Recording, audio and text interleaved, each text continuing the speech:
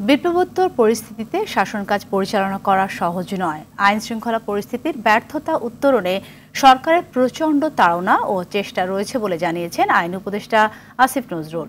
সকালে রাজশাহীতে এক অনুষ্ঠানে তিনি একথা বলেন। উপদেষ্টা বলেন, আইন শৃঙ্খলা পরিস্থিতি নিয়ে আত্মতুষ্টির সুযোগ নেই।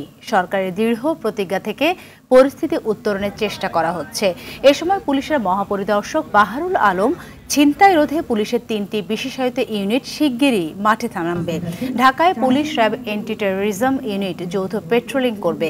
আইজিপি বলেন, একটি গোষ্ঠী চাইছে না বাংলাদেশের স্থিতিশীল পরিবেশ বজায় থাকুক। তার পেছনে রাজনৈতিক উদ্দেশ্য থাকতে পারে বলেও মন্তব্য করেন তিনি।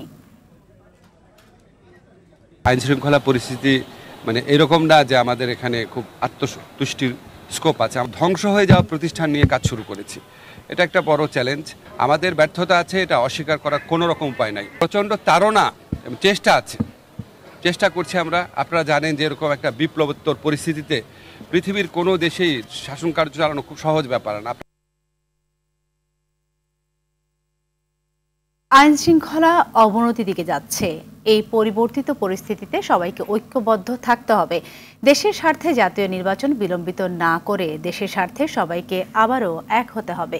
নিজের ভেরিফাইড ফেসবুকে এক স্ট্যাটাসে এমন মন্তব্য করলেন বিএনপি মহাসচিব মির্জা ফখরুল ইসলাম আলমগীর।